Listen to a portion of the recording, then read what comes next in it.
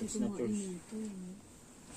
Yung ngipin niya naman nasa harap lang eh. Paano kaya nakakain yung mga bagay-bagay? Contente yan. Last na yun ha. Dapat sa susunod, maaga ka na matulog ha. Huwag ka nang tatayo dito, Ethan ha. Magpapalo na din kita. Kawawa naman yung ate mo. Natutulog na yun. Daddy, put Ethan between me and you. Hindi pwede, anak ko. Magaganan mo siya. You're not moving. I'm not moving a lot Sino na. may sabi? Daddy, lagay sa may ulo mo.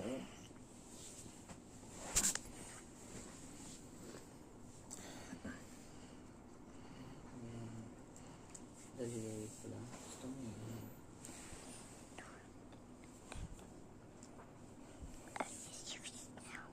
Gis na, gising ka pa. Daddy, ang oras na, matulog ka na. 2:30 ako mag-aalarm. Ako din. Tsaka 2:45. 2:45. Daddy, can you wake me up when you wake up? It's too early na. Tulog ka ng maaga, hindi yung pagising yung ano.